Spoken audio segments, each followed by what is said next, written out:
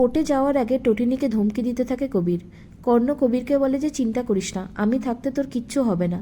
দীপালি টটিনিদের জন্য চিন্তা করছিল, কিন্তু আয়ুষী ভাবে যে লাট্টু কেন কিছুতেই পরশুরামের পরিচয় দিচ্ছে না, কাকে আড়াল করতে চাইছে সে।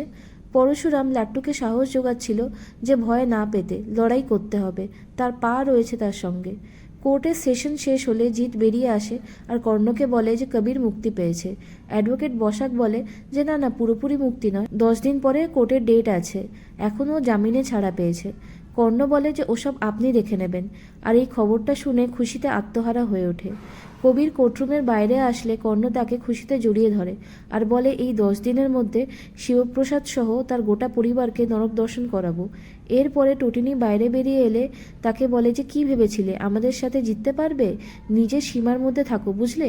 স্টেটাস পাওয়ার কিছুই তো নেই। যাই হোক, আজ বিকেলে পার্টিতে চলে এসো, কারণ কালকে তোমাদেরকে শহর ছাড়া করার ব্যবস্থা করব। টটিনি বলে যে হয়তো আমাদের স্টেটাস বা পাওয়ার কিছুই নেই, কিন্তু যতটুকু আছে সেই দিয়ে শেষ পর্যন্ত লড়াই করব। এদিকে পরশুরাম কর্ণকে কল করে বলে যে বেশি বাড়াবাড়ি করবেন না, 10 দিন পরে আবারও ডেট আছে, এর মধ্যে প্রমাণ জোগাড় করে কবিরের শাস্তির ব্যবস্থা করবই। আপনার ছেলেকে যদি চৌমাথায় দাঁড় করিয়ে গুলি না করেছি তাহলে আমার নামও পরশুরাম নয়।